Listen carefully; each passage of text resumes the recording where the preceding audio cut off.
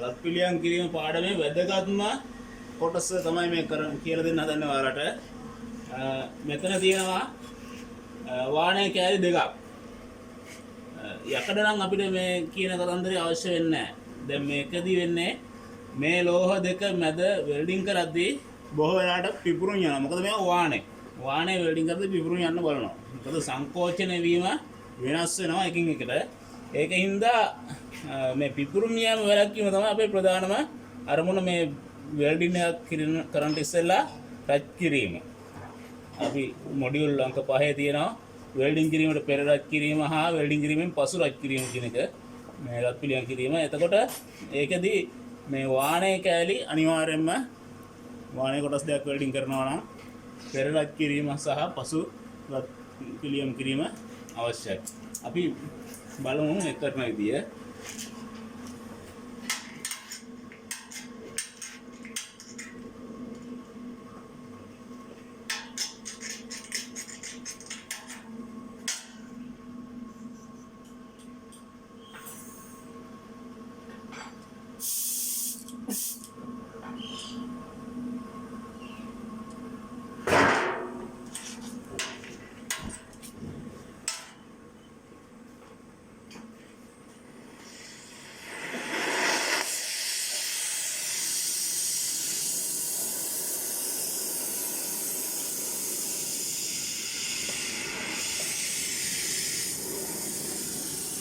මේකෙදි ගිනියම් වෙන රච් කරන්නේ නැහැ.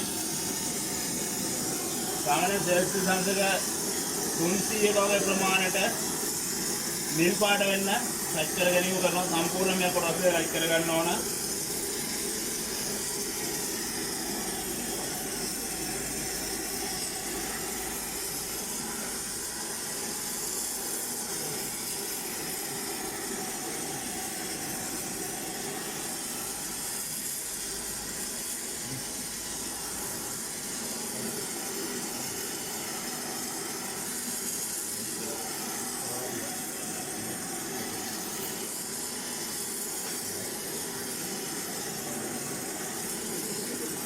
රත්ත්‍ය ප්‍රමාණවත් රත්තුන ඇති. දැන් අපි වෙල්ඩින් එක කරගන්නවා.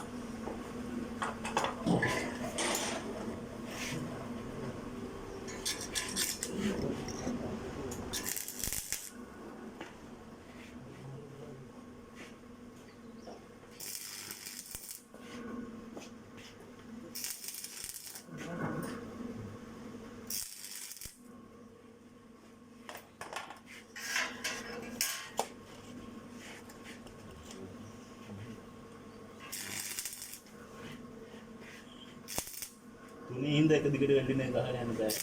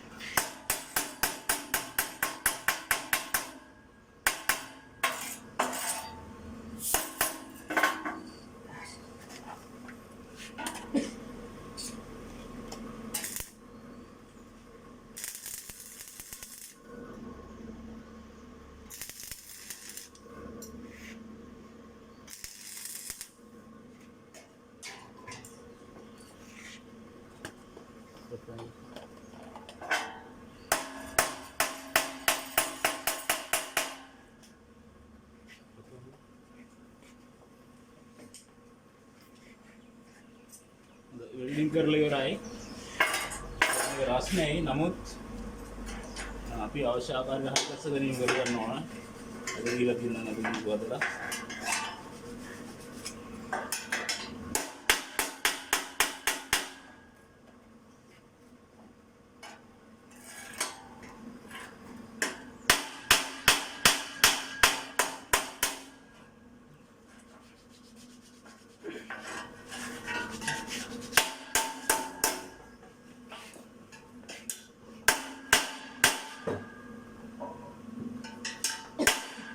මොකද මේ පිහියක් හදන්න හරිගස්සපු එකක්. මෙතන කෑල්ල මැදි හින්දා තවත් ඒ වගේම කෑල්ලක් අරගෙන අපි මේ පෑස්සුවේ. දැන් නැවතත් අපි රත් කිරීම කරන්න ඕන. දැන් ඉස්සෙල්ලා වෙල්ඩින් කිරීමට පෙර රත් කිරීම, දැන් නැවතත් වෙල්ඩින් කිරීමෙන් පසු රත් කිරීම කරන්න.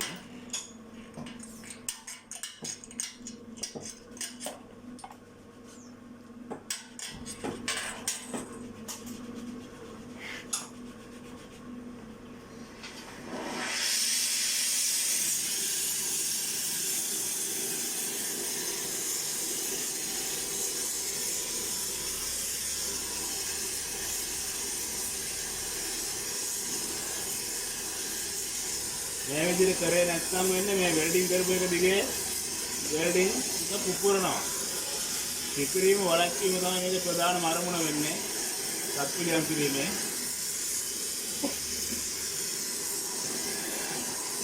මේ විදිහට රත් කරලා නිවෙන්න දියනවා.